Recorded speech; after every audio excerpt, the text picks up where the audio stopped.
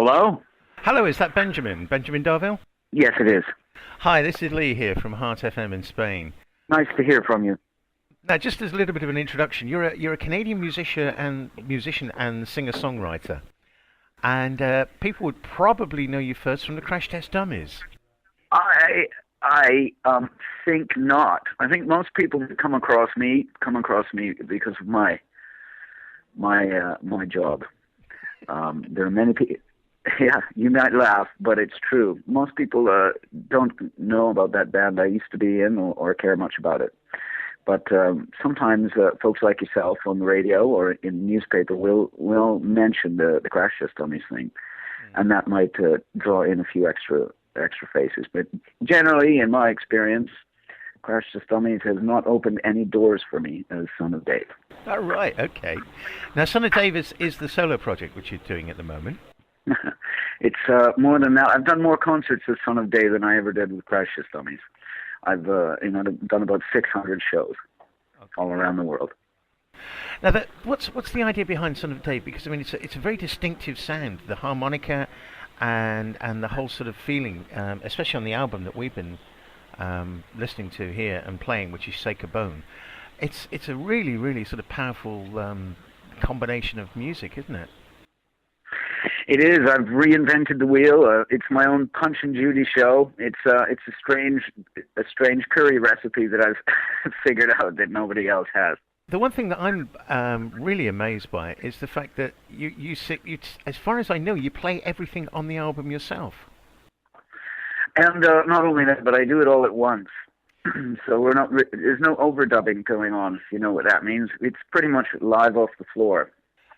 So it's just me and the beatbox and making drum sounds with my mouth and stomping my foot in a little wooden riser and shaking some percussion and playing harmonica. That's all you get. Yeah, and it sounds amazing.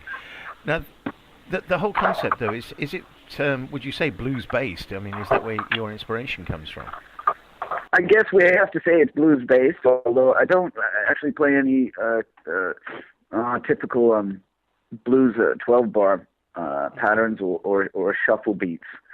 But that's a musician thing to talk about.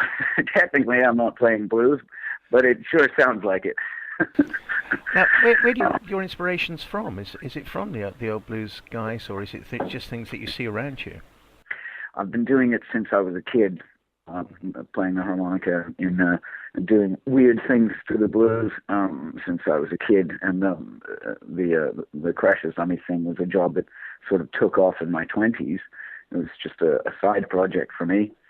Bless them. But I like to see three things through to the end, as it were. So although I was itching to get back into what I love, I was going to make sure that I finished that project. Let's see. But to go on about this blues based thing that I do. Yeah, it runs its own thing. Where do I get my inspiration from? I think that was the question, wasn't it? Yeah. I don't. I just piece it together from. It just comes pretty instinctively. There isn't anybody that I'm taking tips from. That's for sure. Okay.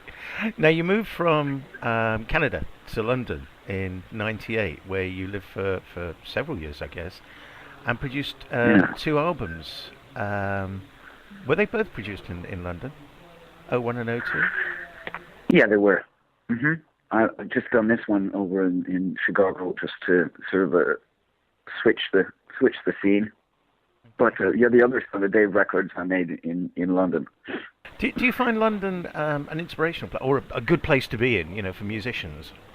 It's a busy and challenging place. If you can get by in London, you have the feeling that you're doing well, or you're maybe at the top of your game. There are other places that are cheaper and easier to live, but you never feel like you're